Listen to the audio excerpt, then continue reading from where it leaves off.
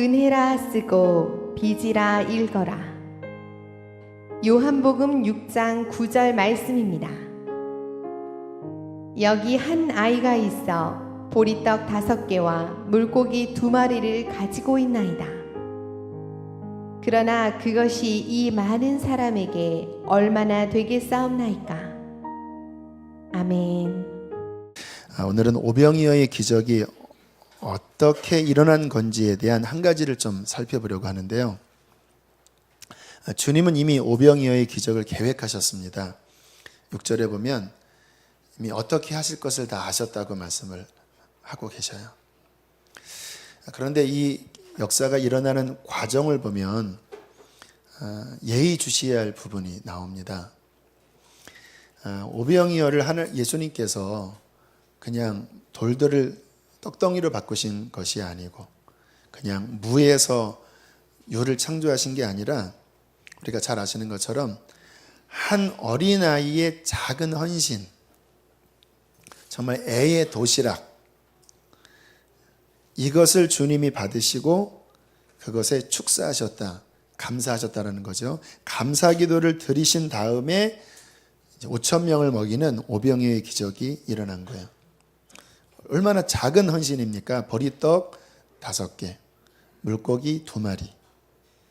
그런데 이 작은 것이 주님 손에 헌신되어지니까, 드려지니까 5천 명 더 먹이고 남는 일이 벌어지잖아요. 여러분, 아주 중요한 영적인 의미가 이 안에 들어있는데요.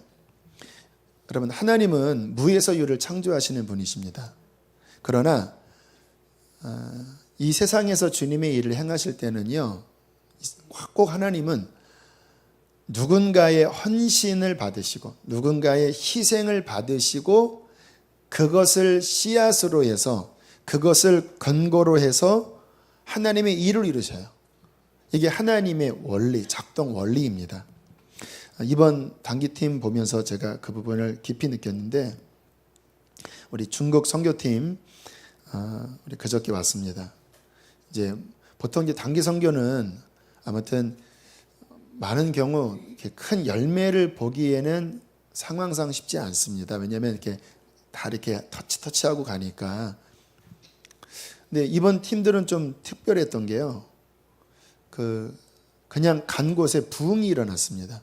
조선족 교회 한 20-30명 모이는 병자들만 있는 교회래요. 이미 젊은 분들은 한국에 다 일하러 오시고 병자들이 많고 또 우상 숭배가 강하기 때문에 좀 영적으로 안 좋은 그런 마을인데, 팀들이 가서 찬양을 하는데요, 진짜 귀신이 떠나가고요, 병이 치유되고요, 그 교회들의 그 묶였던 것들이 막 풀어지는 일들이 벌어졌다는 거예요. 나중에는 얼굴이 환해져서 막 눈물을 흘리고 막 서로 끌어안고, 그 담당하는 그 조선족 목회자가 우리 교회도 한때 이렇게 부흥이 있었는데 지금은 다 눌려 있었다가 이번에 그 부흥을 다시 경험하게 되었다고. 여러분, 어떻게 이런 일이 일어난지 아십니까? 우리 북한 중보부가 매주 토요일 날 6시에 모여서 1시간 가까이를 그 땅을 위해서 부르짖어 기도했습니다. 여러분, 토요일 날은 금요성령 집회 끝나고 쉽지 않은 시간입니다. 잠 많이 못 주무세요. 그런데 오늘은 하지 말까 하는 굴뚝 같은 육신의 한계 속에서, 아니야, 우리가 기도를 치면 그 땅의 선교사님이 우리 그 땅이 안 돼 하고 일어나서 또 기도하면 하늘의 문이 열리고 돌파가 일어나고, 그 4년간 쌓인 기도, 저는 그렇게 믿습니다. 그 쌓인 기도 때문에 이번 우리 단기팀들 가운데 하나님의 역사가 일어났다고 저는 믿습니다. 일본 팀 같은 경우도요, 정말 기도하면서 아침부터 밤까지 막 교회에서 어떤 인형을 만들고 또 막 아이디어가 생기면 막 진짜 힘쓰고 해서 준비했는데, 참 굉장히 애를 많이 쓰시는 어떤 한 분이 너무 힘들지만, 목사님, 제 영 안에서 너무 기뻐요. 주변에서는 막 우려하는데 왜 너무 이렇게 막 시간을 여기에 이렇게 허비하는 것 같으니까, 허비는 아니죠. 주변에서 아무튼 그렇게 이야기를 하는데 제 마음이 너무 기뻐요. 그리고 일본 가서 성경학교를 했는데요. 아이들이 막 통곡을 하고요. 지쳤던 선생님들이 막 우리가 복음 인카운트 하는 것을 이렇게 섬겼는데 막 선생님들 눈물을 흘리면서 회복이 되고요. 그리고 요양원, 일본 요양원 전도했는데 치바영광교회에서 2년간 요양원 전도해서 5명 영접했대요. 근데 이번에 한 번 가서 3명 영접했대요. 참 그것도 놀라운 일이죠. 여러분, 이게 그냥 되는 게 아닙니다. 누군가 자신이 희생 제물이 될 때, 또 우리 치바영광교회도 그곳에 몇 년간 다닌 그 씨 뿌림이 있으니까 또 그게 다 서로 작용해서 열매를 맺은 것 아니겠습니까? 그냥 되는 게 아닙니다. 레위기를 보면 하나님께 제사, 번제, 화목제 이런 좀 복잡한 제사가 나오는데 거기에 무슨 문구가 나오냐면 하나님이 기쁘게 받으시도록 이라고 하는 문구가 자주 나와요. 그거를 흠향, 어떤 향기가 기쁘게 올려지는 흠향. 그러니까 제사를 지낼 때는 기쁘게 받으시도록 드려라 라는 말씀이 나와요. 의미가 뭐냐면요. 여러분, 구약에 예배 드릴 때, 제사 드릴 때 굉장한 헌신이 요구되었습니다. 본인이 갖고 있는 가축 중에 흠없는 것을 골라서 가져와야 되고요. 제사장은 예배 드릴 때 그것을 또 제물을 바칠 때 적지 않은 희생이 들어가고요. 또 제물도 자신이 죽어야 되는 거잖아요. 그러니까 구약의 그 예배의 특징은 뭐냐면요. 희생이 들어가요. 죽음이 제사장이든 예배자든 동물이든. 그런데 그 희생이 버무려진 예배가 하나님께 기쁨을 드리는 예배가 된다는 거예요. 주님은 우리가 드리는 어떠한 제사에 희생이 담겨질 때 그 예배 속에 담긴 희생을 받으시고 주께서는 기도를 응답하시기도 하시고 어떤 문제를 풀어주시기도 하시고 복도 주시는 거죠. 여러분, 신앙생활은요 희생입니다. 예배는 희생입니다. 희생 없는 예배는요 그 사람 은혜 못 받습니다.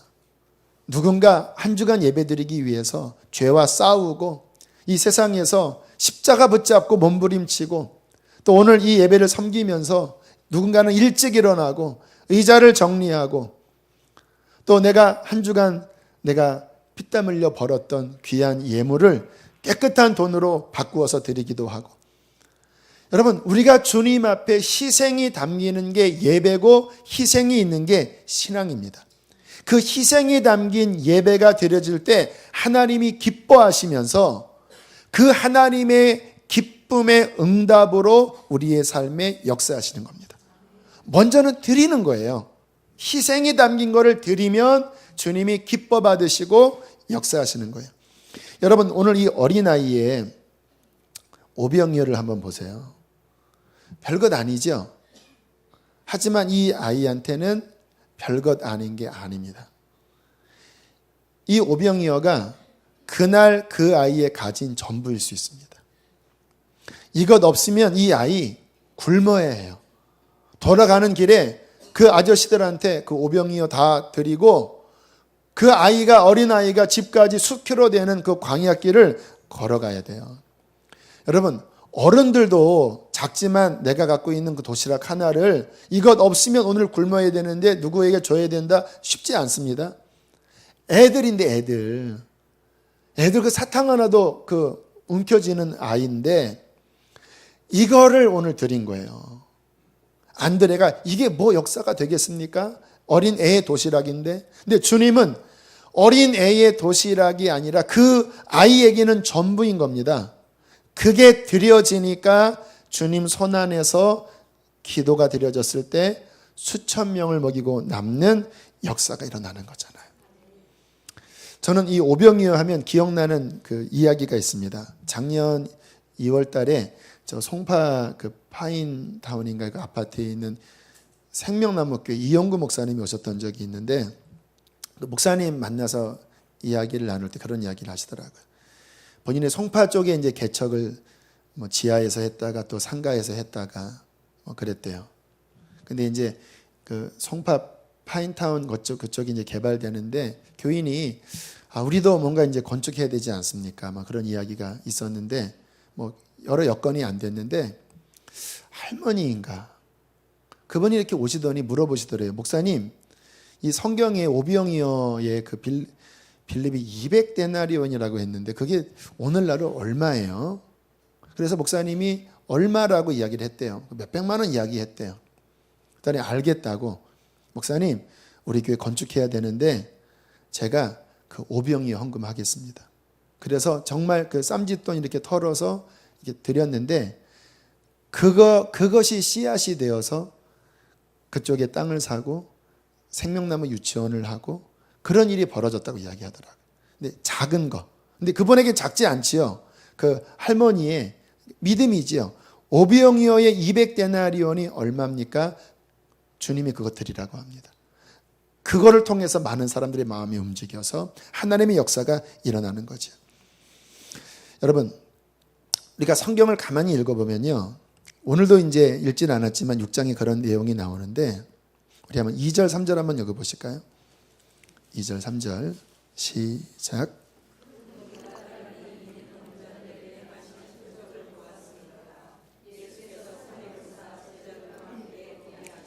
자, 성경에 보면 그 두 부류의 사람들이 자주 표현됩니다.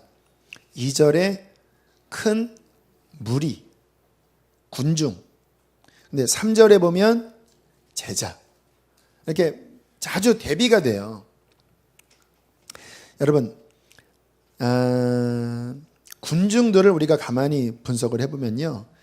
이 무리들도 주님을 사모하는 사람들이었겠죠. 그러니까 그렇게 광야에 막 나와서 주님 말씀 듣겠다고 이렇게 막 몰려든 거 아니겠습니까?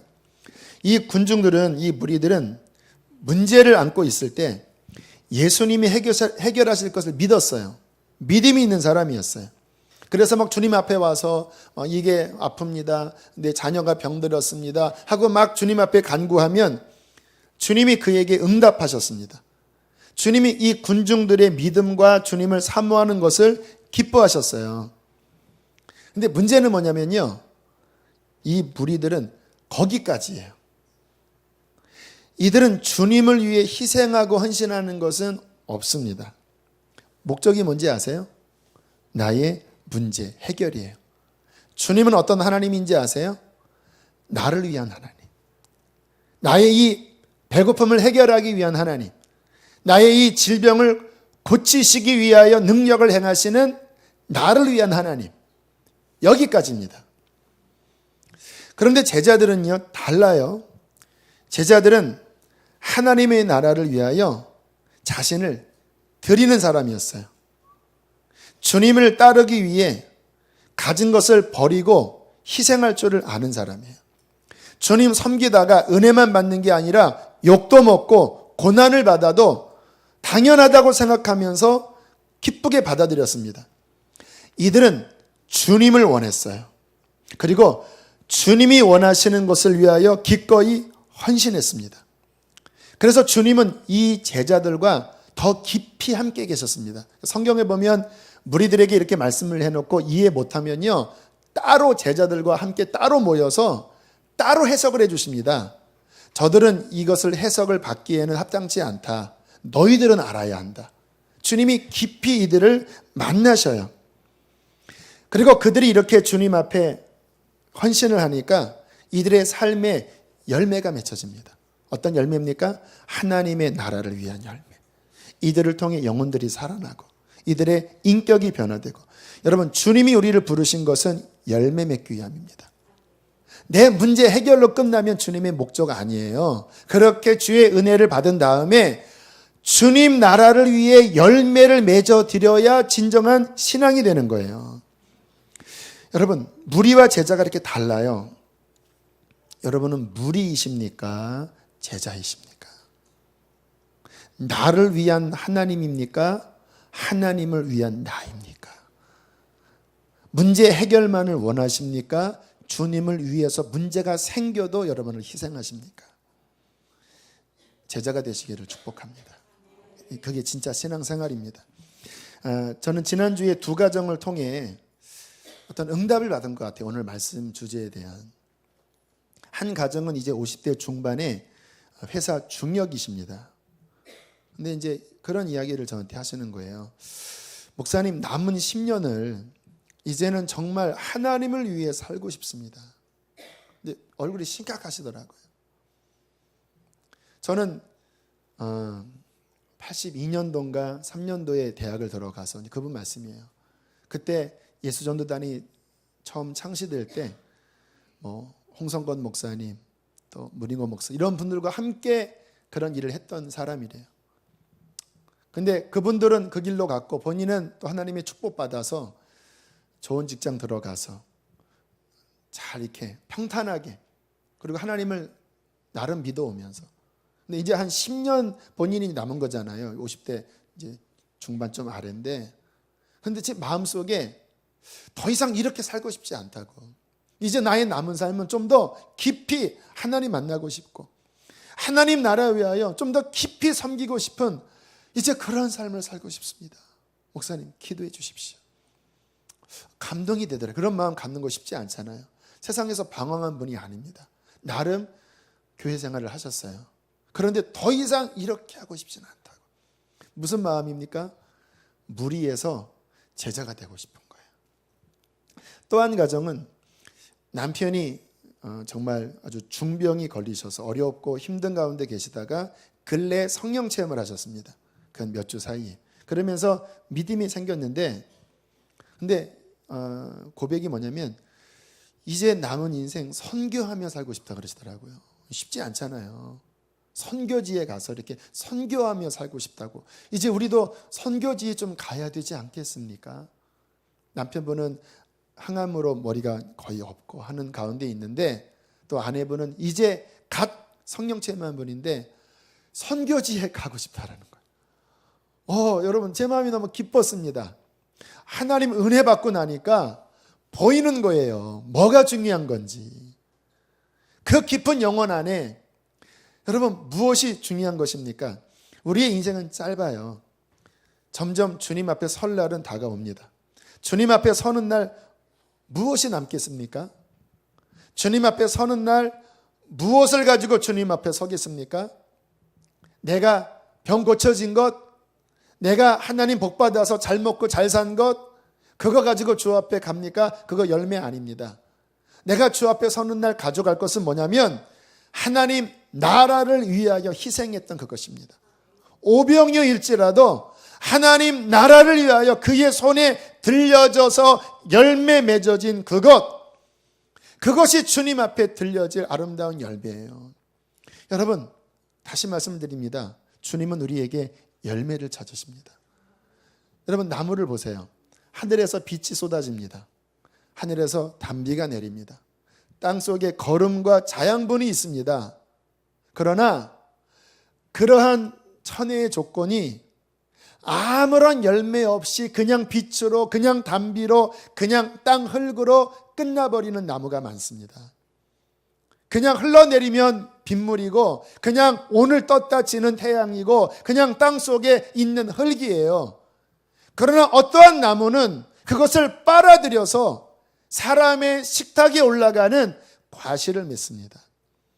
우리의 인생도 이렇게 지나가요. 이렇게 지나가면 우리가 살았던 모든 것들은 한 줌의 재로 끝날 것입니다. 여러분, 장례식 가보십시오. 한 줌의 재로 끝날 것입니다. 그렇게 사라져버려요. 그러나 그 나라에서 주님 손에 오병이어로 들어졌던 그것은 남습니다. 오늘 이 어린아이의 이 점심 도시락, 이게 지금 2000년이 지난 우리에게 이게 회자되고 있잖아요. 이 아이가 혼자 도시락 까먹었다면 이게 어떻게 기억될 도시락입니까? 주님 손에 들여지니까 열매 맺어서 지금 우리에게 이러한 은혜를 끼치는 것 아니겠습니까? 주님은 우리에게 그러한 복된 인생으로 부르십니다. 왜요?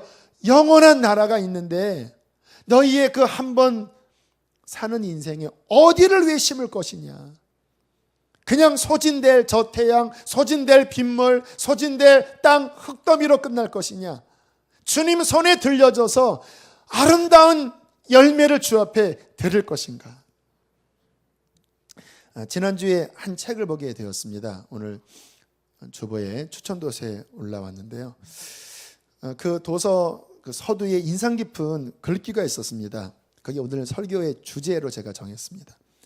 은혜라 쓰고 빚이라 읽어라. 그 부분을 좀 발췌해서 읽어드릴게요. 은혜라고 쓰고 빚이라 읽어라. 이 문장이 나의 마음판에 새겨져 있습니다. 나는 풍요로운 유년 시절을 보냈습니다. 그러나 성장하면서 내 마음에 새겨진 은혜라는 글자를 빚이라고 읽어야 한다는 생각이 들었습니다. 지금까지 내가 받은 모든 것들은 하나님의 은혜입니다. 그분은 내가 받은 사랑을, 내가 받은 은혜를 세상에 되돌려줘야 한다고 말씀하셨습니다. 내가 하나님께 받은 은혜는 사람들을 자유케 하고 도움을 줘야 하는 빚이며 나는 하나님의 청지기입니다. 참 귀하다는 생각이 들었어요. 이분은 의대를 나오고 정형외과 의사십니다. 저 강남 역삼역의 선한목자 병원을 지금 운영하고 계신 분이에요. 미국 존스 홉킨스 병원, 세계 최고의 병원이죠. 연구원으로 가서 인공관절에 대한 부분도 수학하셨고, 하버드 의대에서도 여기에 관련된 최고의 의술을 배우셨습니다. 이분은 꿈이 선교시래요. 그 1974년인가 82년인가요? 그 익스플로 그 대회 때 선교사로 하나님 앞에 그런 헌신을 하셨대요. 그래서 병원을 개원하셨지만 여름에 몇 주는 미얀마, 네팔, 아이티 이런 데 선교를 가시고 또 무료 진료소를 세우세요. 또 병원 의사 간호사들은 다 이 선교에 헌신된 사람들을 받으신다고 그래요. 근데 여름에 이렇게 긴 시간 갔다 오니까 한번 갔다 오면 병원 운영이 좀 처음에 어려움이 있대요. 몇 주간은 왜 끊어지니까.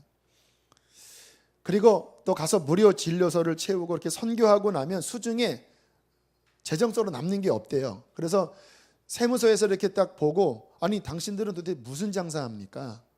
너무 수익이 없으니까. 근데 이분이 하시는 말씀이 이런 이야기를 하더라고요. 보통 병원이 잘 되다가요, 의료사고 하나 터지면 그 쌓았던 모든 게 우르르 무너진대요. 그런데 이 관절 수술은 감염률이 1%래요. 그러니까 100명 수술하면 보통 1명 감염이 생기는 병이래요. 근데 그게 적지 않은 숫자거든요. 한번 생기면 골치 아프잖아요. 그런데 이분이 하시는 말씀이 14년간 1만 건 이상 수술을 했는데 감염자가 한 명도 없대요. 한 명인가 있었는데 직접 여기서 감염해 다른 데 보험회사 통해서 이렇게 돌아와서 생긴 그런 감염 이런 거지, 정말 하나님이 14년간 기적같이 지켜주셨다고 하면서 본인이 하나님께 드린 헌신과 물질이 결국은 하나님이 보호하시는 보험이었다고. 여러분, 이분이 갖고 있는 이 마음, 여러분 이게 신앙의 정도입니다. 하나님께 받은 은혜를 당연한 것으로 여기고, 그 정도가 아니라 완전 하나님께 완전 배짱이지요. 막 하나님이 채무자고는 나는 그냥 빚쟁이입니다. 그냥 왜 이거 안 주시냐, 이런 마음으로 사는 성도들이 많은데, 그게 아니라 내가 받은 은혜가 당연한 게 아니라 하나님께 갚아야 될 빚이라고 여기고, 어찌하든지 이 은혜에 보답하는 삶을 사는 게 진짜 신앙의 모습이 아니겠습니까? 사랑하는 성도 여러분, 한번 여러분도 세워보십시오. 하나님께 얼마나 많은 은혜를 받으셨습니까? 물론 어려움이 있지요. 어려움이 없는 사람이 어디 있습니까? 그런데 한번 세워보세요. 여러분들 누리고 있는 것, 지금 갖고 있는 물질, 여러분 갖고 계신 건강, 여러분이 갖고 계신 신앙, 우리가 잘나서 얻은 게 아닙니다. 다 은혜로 받은 것입니다. 그 모든 것을 은혜라 쓰십시오. 그러나 읽으실 때는 빚이라고 읽으십시오. 주님, 내가 가진 건강 빚입니다. 주님, 내가 가진 이 물질 빚입니다. 주님, 내가 가진 이 신앙, 누군가 눈물을 흘리며 누군가 희생하며 나에게까지 물려준 하나님 빚입니다. 주님 이 빚을 갚는 마음으로 하나님 살게 해주십시오. 여러분 이게 진짜 신앙생활 아니겠습니까? 저도 그 마음이 있어요. 이제 저희 교회가 만 4년입니다. 2011년 8월 첫 주에 교회가 창립되어졌는데요. 4년 전 하나님의 은혜 또 우리 선한목자교회의 귀한 헌신으로 교회가 세워졌습니다. 큰 은혜를 받았어요. 또 하나님이 역사하셔서 큰 부흥이 있었습니다. 이제 제 마음에 이게 빚이 있는 거예요. 하나님께서 이러한 많은 은혜를 주셨는데 또 선한목자교회 통해 많은 도움을 받았는데 그런 어려운 교회를 볼 때 미안한 마음이 있는 거예요. 갚지 않으면 하나님이 이놈 하실 것 같은 마음이 있는 거예요. 그래서 자꾸 제 마음속에 어떻게 섬겨야 되나. 이번에 열방에 가서 그런 교회를 섬겼다는 그런 이야기를 들으면 제 마음이 막 기쁜데 그 깊은 내면의 마음을 보면 빚 갚는 마음이 있는 거예요. 또 우리 세계비전교회 이렇게 문자가 왔어요. 메일이 왔어요. 사모님한테. 어떤 교인이 가서 제습비도 사주시고 또 몇 주 전에는 한 2분이 가서 예배도 드려주고 그래서 우리 목사님이 지금 힘이 나셨습니다. 그전에는 교인 없는 것 때문에 낙심이 있었는데 지금은 그거와 상관없이 지금 막 뜨겁게 성령 충만한 모습으로 달려가고 계십니다. 목사님 감사합니다. 제 마음이 기쁜 겁니다. 왜? 빚 갚는 마음이 있으니까. 여러분 이게 저만이 가져야 될 마음은 아니죠. 시편에 하나님이 내게 주신 은혜를 무엇으로 보답할꼬? 무엇으로 보답할꼬? 여러분 이 마음이 철든 신앙입니다. 20대 초반에 학생부 수련회를 이끌고 한 기도원에 갔던 적이 있어요. 근데 지금도 잊혀지지 않는 게 그 기도원 전면에 큰 성화가 그려져 있었는데요. 십자가가 3개가 있고 예수님이 그 십자가 밑에서 이렇게 십자가를 물끄러미 바라보는 장면이었습니다. 아마 이제 달리기 전에 그 장면을 누군가 그렸나 봐요. 그런데 그 십자가와 그 밑에서 십자가를 물끄러미 바라보시는 그 주님 그 장면을 보는데 이상하게 막 눈물이 쏟아졌습니다. 그런데 이제 앞에 찬양 인도하는 분이 찬양을 불렀는데 이 찬양이었습니다. 죄악에 썩은 내 육신을 주님이 쓰시려 했네. 죽음의 덫에 걸려있는 몸 주님이 쓰시려 했네. 속지 않은 손 치유하시고 속지 않은 발 치유하셨네. 새 생명 얻은 이 몸 다 바쳐 주님께 영광 돌리리. 먹물로 칠한 내 육신을 주님이 희게 하셨네. 십자가 보혈 증거하라고 주님이 살리셨네. 3절이 이 내용입니다. 평생 갚아도 빚진 자 되어 주님의 빚진 자 되어 주님 가신 길 택하였건만 눈물만 솟구치네. 생명 주시니 주님이시라. 능력 주시니 주님이시라. 말씀 전하여 복음 전하여 주님의 빚을 갚으리. 이 찬양을 이렇게 앞에서 막 기도원이니까 막 열정적으로 군딱군딱하면서 부르는데 그렇게 눈물이 났어요. 주님이 나 같은 죄인을 쓰시려 한다라고 하는 것, 평생 갚아도 갚을 수 없는 이 사랑의 빚진 자가 하나님 이 빚 갚게 해주십시오. 어린 나이라서 자세한 건 몰랐지만 깊은 내 영혼 속에 주님의 어떤 부르심을 그때 다시 한번 깊이 느꼈던 것 같아요. 그때 자주 이렇게 돌아다니면서 그 장이 울려 나왔습니다. 평생 갚아도 빚진 자 되어 주님의 빚진 자 되. 하나님 나는 사랑에 빚졌습니다. 하나님 갚게 해주십시오. 그 마음으로 지금 여기까지 서 있습니다. 여러분도 빚진 자입니다. 사랑이 빚진 자입니다. 여러분 거 하나도 없습니다. 하나님께서 생명도 주셨고 모든 것 다 주셨습니다. 이 마음, 이 심령으로 사는 것, 이게 정상적인 그리스도인의 이 은혜 받은 사람의 마땅한 마음이 아니겠습니까? 여러분 우리는 이 부분을 다시 한번 정리하셔야 되는데요. 우리 그리스도인들은 복을 받아야 하는 자들이 아니에요. 뭐 또 더 받으세요. 뭐를 또 원하십니까? 이미 우리는 큰 복을 받은 자들이에요. 구원 받았습니다. 생명, 영생을 얻었습니다. 주님 우리 사랑하십니다. 이제 우리가 사는 거는요, 어떻게 섬겨서 이 은혜에 보답할고, 이게 의무감이라는 의미가 아니에요. 당연한 이 깊은 데서 나오는 이 자원하는 마음으로 감사해서 내 남은 평생 나를 위해 생명 주신 주님, 이 생명의 복음을 전하기 위하여 저 먼 이국 땅에서 이 땅에 와서 참수당한 우리 선교사들, 그 어린아이 한 살 6개월짜리가 풍토병 걸려서 그 땅에 묻힌 그 무덤 한번 보셨습니까? 그냥 우리가 이렇게 된 것이 아닙니다. 큰 은혜를 받았습니다. 어떻게 은혜를 갚을까? 이것이 하나님의 사람의 마땅한 모습이 아니겠습니까? 이렇게 산 자에 대하여 주님은 뭐라고 말씀하십니까? 여러분, 하나님 나라가 있어요. 왜 이렇게 헌신하라고 말씀하시냐면 진짜 나라가 와요. 지금 우리가 살고 있는 이 세상은, 여러분, 다니엘서에 보면 장차 하나님의 한 돌이 날라와 박살낼 나라, 우상과 같은 나라예요. 물론 이 세상도 주님이 다스리십니다. 그러나 박살날 나라예요. 예수 그리스도로 말미암아 영원한 하나님의 나라가 도래할 것입니다. 곧 오실 것입니다. 그 나라가 진짜 나라이고, 그 나라가 영원한 나라이고, 그 나라만이 우리가 가야 할 나라입니다. 그 나라를 위하여 산 자들을 향하여 다니엘서는 이렇게 말씀하십니다. 지혜 있는 자는 궁창이 빛과 같이 빛날 것이요, 많은 사람을 옳은 대로 돌아오게 한 자는 별과 같이 영원토록 빛나리라. 하늘나라의 스타가 된다고 말씀을 하십니다. 역사의 마지막은 무언지 아십니까? 역사에 관심이 있는 분 계십니까? 알려드릴까요? 역사의 마지막은 하나님 나라의 완성입니다.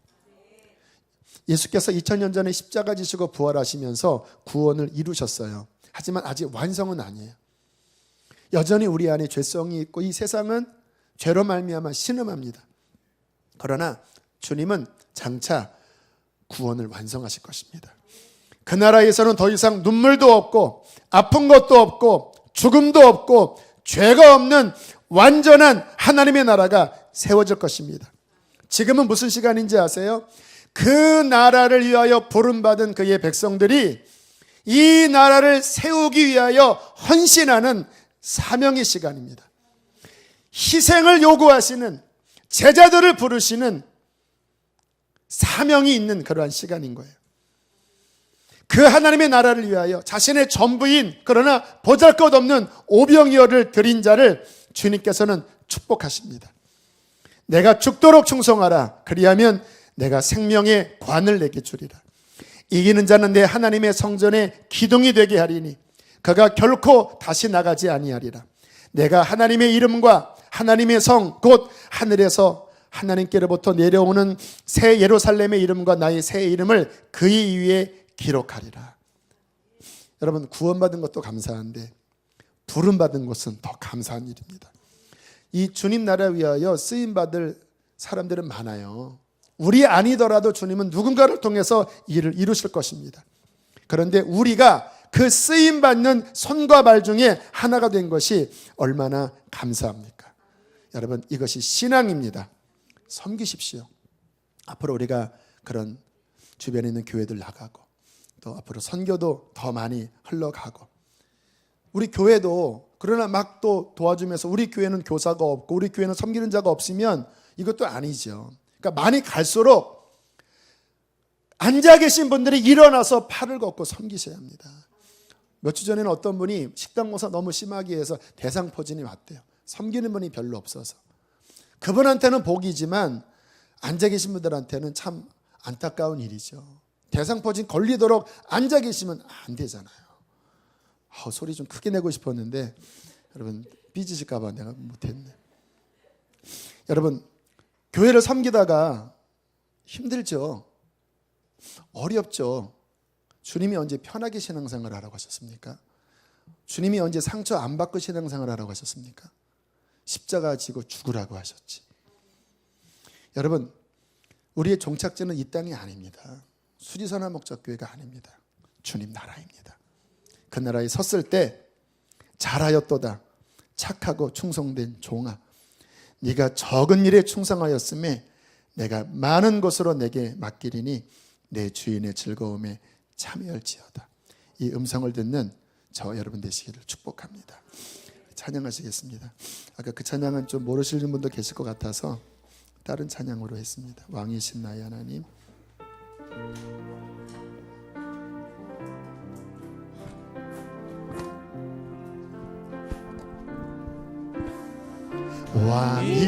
왕이신 나의 하나님, 내가 여러분의 인생을 드리세요. 높이고 영원히 주의 이름을 송주. 우리 한 키 올려서 이다.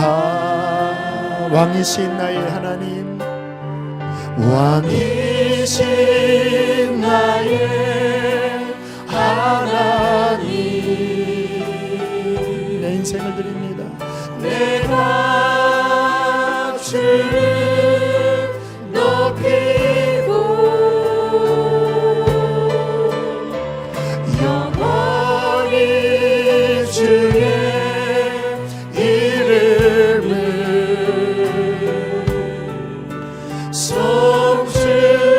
우리 이번에는 주 앞에 내 인생을 드리는 마음으로 손을 앞으로 들면서 왕이신 나의 하나님, 왕이신 나의 하나님, 내가 주를 높이고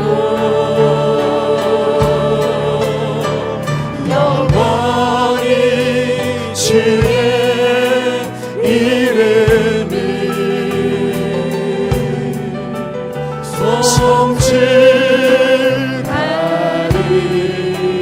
송축하리이다. 이 시간 기도하십시다. 하나님, 왕이신 나의 하나님, 내 인생을 드려 주님의 이름을 높이고 영원히 주의 이름을 송축하기를 원합니다. 험한 이 세상 살면서 사라져버릴 한 줌의 죄로 끝나지 않게 하시고 주님 나라의 열매를 희생을 들여 맺는 그 나라의 소망을 둔 주님의 충성된 일꾼 되어지게 해 주시옵소서. 주여 한번 부르시고 기도하시겠습니다. 주여, 할렐루야. 하나님, 우리를 받아주시옵소서. 우리를 받아주시옵소서. 하나님의 나라를 위하여 헌신하는 자를 주님 찾으시고 하나님의 나라를 위하여 희생하는 자를 찾으시고 우리를 받아주십시오. 우리를 받아주십시오. 영원히 주의 사랑합니다. 주님, 하나님 사랑합니다. 주님을 일어나게 하시옵소서. 주의 일꾼들이 일어나게 하시옵소서. 주의 군사들이 일어나게 하여 주시옵소서. 희생을 기쁘게 여기고 주님 고난을 기쁨으로 여기고 하나님의 영원한 나라를 바라보며 살아가는 하나님의 거룩한 일꾼들이 일어나게 하여 주시옵소서. 주님 사랑합니다. 우리 주님 사모합니다. 할렐루야. 할렐루야. 사랑합니다. 나를 위하여 십자가 지신 주님, 우리도 주님을 위하여 죽기를 원합니다. 주를 위하여 죽기를 원합니다. 하나님 감사합니다. 많고 많은 사람 중에 우리를 부르시고 주님의 영원한 나라를 바라보게 하시고 그 나라를 위하여 우리의 인생을 드리라 하시니 감사합니다. 주님의 일을 위하여 희생도 기쁨으로 여기고 하나님 고난도 기쁨으로 여기고 아픔도 기쁨으로 여기며 주님을 위하여 달려가는 군사들이 일어나게 하여 주십시오. 하나님, 우리 자신을 드립니다. 왕이신 나의 하나님, 내가 주를 높이고 영원히 주의 이름을 송축하리이다. 주님 귀한 예물 올려드립니다. 기쁘게 받으시고 저들의 오늘 하루의 봉사의 모든 삶, 한 주간 모든 삶에 주님 눈을 열어주셔서 주의 나라를 보게 해 주십시오. 이제는 우리를 죄에서 건지신 예수 그리스도의 은혜와 하늘 아버지의 그 크신 사랑하심과 성령의 헌신하게 하시는 은혜가 충만히 부어지기를 간절히 축원하옵나이다.